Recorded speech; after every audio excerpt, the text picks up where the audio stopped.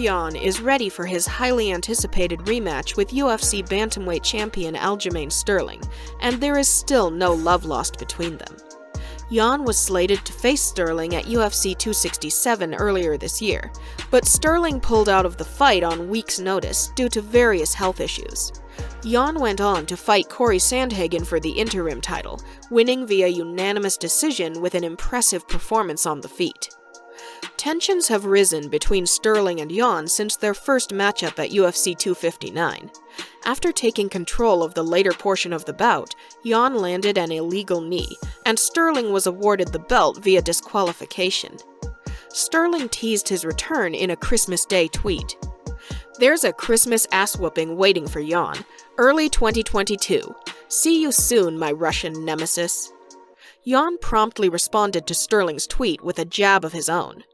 "Friendly reminder that Sterling is my bitch. This time, I will destroy this little whiner even more impressive."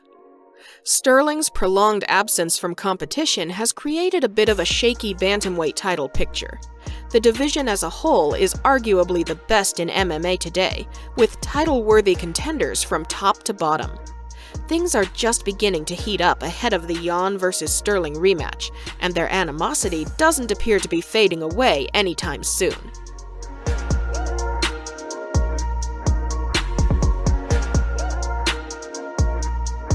During a recent livestream on his YouTube channel, Michael Bisping was asked by a fan about his relationship with Dominick Cruz.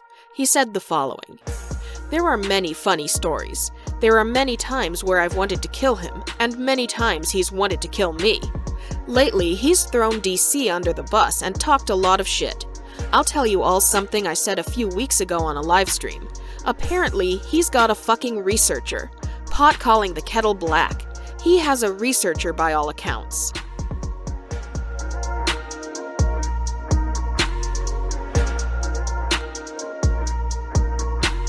Ciryl Gane may only have 10 professional fights under his belt, but fellow UFC fighter Anthony Smith believes he is the very best heavyweight in the world today. It's not a complete stretch, considering Gane is 7-0 under the UFC banner, and has just captured the interim heavyweight title with a TKO win over Derek Lewis this past August. But Gane still has a lot to prove inside of the octagon. Luckily, he'll have his chance to unify his interim belt with Francis Ngannou's undisputed title at UFC 270 next month. According to Smith, who serves as a UFC analyst while he isn't preparing for his own fights at light heavyweight, Gane will handily defeat Ngannou when the two meet in the new year. Smith also believes Gane will eventually knock off former 205-pound king Jon Jones, who is still plotting his own heavyweight takeover. I think Ciryl Gane is the real deal. I'm making the bold prediction. I think Ciryl Gane beats Francis Ngannou, and I think he does it fairly handily. I also think Ciryl Gane beats Jon Jones. When Jon Jones finds someone who matches him physically and athletically, I think that then you're going to have to check down on his list to skill and technique.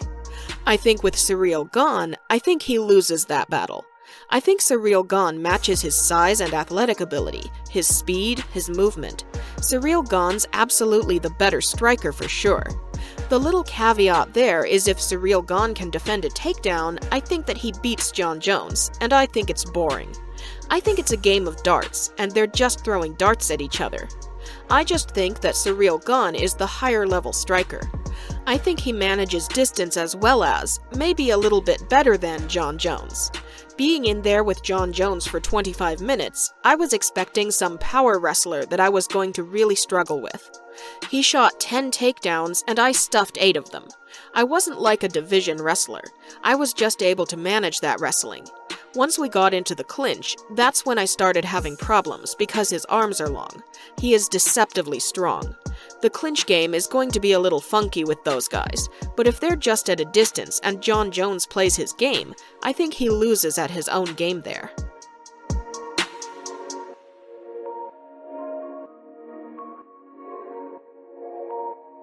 When Belal Muhammad suffered a nasty eye poke against Leon Edwards that led to their fight being stopped and declared a no contest, he was more than ready to run it back as soon as he could see straight again. Unfortunately, Edwards showed no interest in a rematch with Muhammad, who accepted the fight as a short-notice opportunity after replacing Khamzat Chimaev in the UFC Vegas 21 main event this past March. Since that time, Muhammad has gone on to beat a pair of former title contenders in Stephen Thompson and Damian Maia, but he's still gotten no response when calling for another shot at Edwards, and he's not expecting the British welterweight to answer anytime soon. He said the following: "I don't think he'll fight me. I think he's playing the politics game. He knows that I'm a bad matchup for him. Before, he had that excuse, oh, he's ranked number 12. It doesn't make no sense for number 3 to fight 12. Well, now number 5. Now what's your excuse? There's a card coming to London. Why not?" The UFC is currently plotting a return to London in March, but Edwards is resigned to waiting for a title shot against reigning champion Kamaru Usman after going on a 10-fight undefeated run in the division. While holding out for a title fight could pay off in the end, UFC President Dana White has often said that sitting and waiting rarely ends up with the desired result, which is why he typically tells everybody to stay as active as possible. Muhammad is heeding that advice by targeting anybody ranked ahead of him at 170 pounds, or targeting opponents such as Chimaev or Jorge Masvidal in his return to action in early 2022. That's why I think that it pushes me better if he's going to sit there and wait. Usman, he's an active champion. He deserves some time off to be with his daughter and family and things like that. So he's earned that. So if he wants to wait until next summer, if I get one more big-name win in before Leon, I literally fought 8 times while Leon's fought 3 times in the last 2 or 3 years. I'm the one pushing. I'm the one being active. Dana White says he likes active fighters. He doesn't like these people waiting.